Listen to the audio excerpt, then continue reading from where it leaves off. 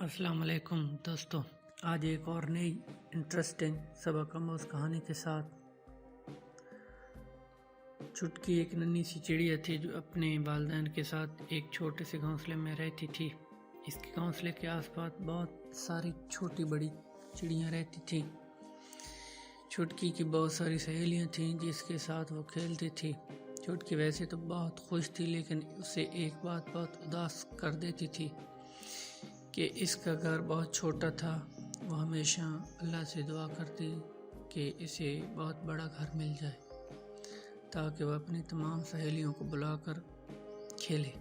चुटकी का ये घर इतना छोटा था कि वह अपनी किसी सहेली को नहीं बुला सकती थी। चुटकी की माँ इसे अक्सर समझाती कि घर छोटा है तो क्या हुआ, तुम इसमें अपनी सहेलियों को बुला सकती हो।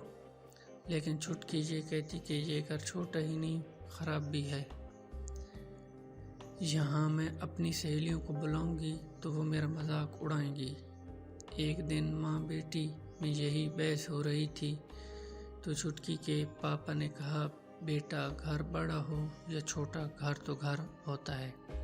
हर हाल में अल्लाह का शुक्र अदा करना सीखो।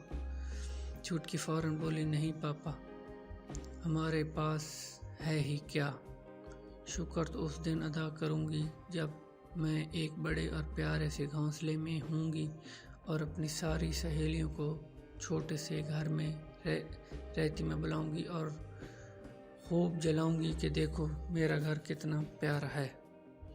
फिर सब मेरे बड़े से घर में रोज़ाना खेलने आया करेंगी।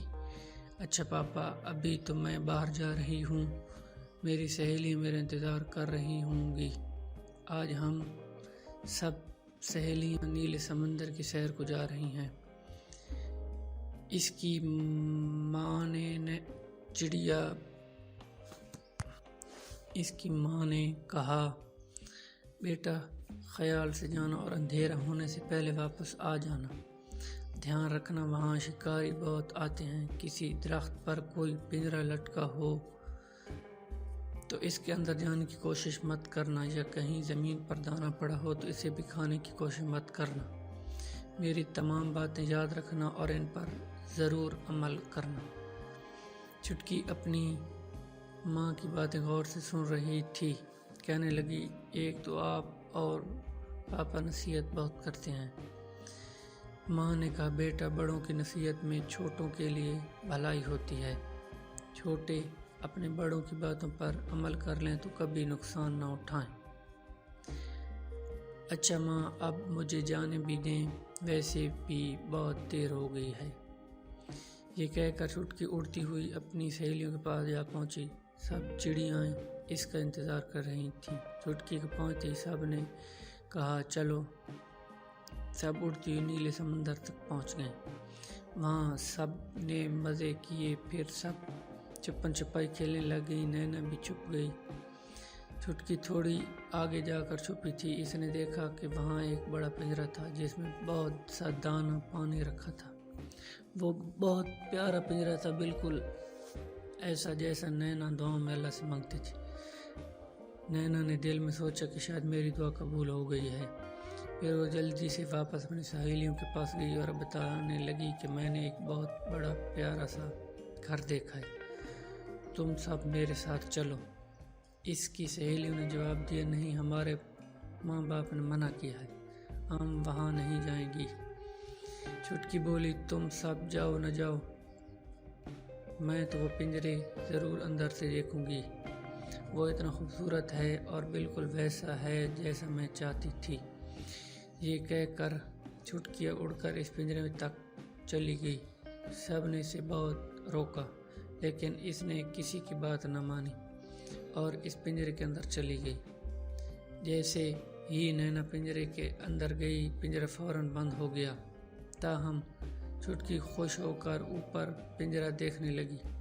काफ़ी देर बाद इसकी सहेलियों ने कहा कि हम जा रहे हैं, अंधेरा चारों तरफ फैलना शुरू हो गया है, घर वाले परेशान हो रहे होंगे। चुटकी ने कहा, हाँ चलो, मैं भी चलती हूँ। लेकिन अब चुटकी को बाहर निकलने का रास्ता नहीं मिल रहा था। सारी सहेलियाँ चुटकी को छोड़कर चली गईं और कहा कि तुम्हारे माँ बाप को भेजते हैं। اس طرح چھٹکی اکیلی رہ گئی اور روتے ہوئے ماں باپ کا انتظار کرنے لگی۔ اتنے میں وہاں کچھ شکاری آ گئے۔ اسے دیکھ کر کہنے لگے، دیکھو آج ایک ہی چڑیا پکڑی ہے لیکن خوبصورت، اس کو تو میں اپنے گھر لے جاؤں گا۔ اس طرح ایک آدمی نے چھٹکی کا پنجرا اٹھا کر اپنی وین میں رکھ دیا اور سب سامان اکٹھا کر کے جانے کی تیاری کرنے لگے۔ چھٹکی روتے ہوئے ان سے کہہ رہی تھی، رک جاؤ، میرے ماں باپ کو تو آنے دو، میں ان کے بغیر کیسے رہوں گی۔ گاڑی چلنا شروع ہو گئی۔ کافی آگے جا کر چھٹکی نے دیکھا اس کی سہیلیاں اور والدین اسے اسی جگہ تلاش کر رہے تھے جہاں چھٹکی کا پنجرا تھا۔ پھر چھٹکی ایک بالکل الگ جگہ آ گئی جہاں نہ اس کے ماں باپ تھے اور نہ اس کی سہیلیاں، اور وہ کھلے آسمان میں اڑ بھی نہیں سکتی تھی۔ اس کے پاس کچھ بھی نہ تھا، ہاں بس ایک چیز تھی جس کی وہ خواہش کرتی رہتی تھی، وہ تھا اس کا بڑا اور پیارا سا پنجرا۔ اب نینا کو ہر وقت بس ایک ہی بات یاد آتی رہتی۔ اس کے پاپا کہتے تھے، گھر بڑا ہو یا چھوٹا، ہمیں اللہ کا شکر ادا کرنا چاہیے۔ اس کے ساتھ ہی کہانی ختم ہوئی۔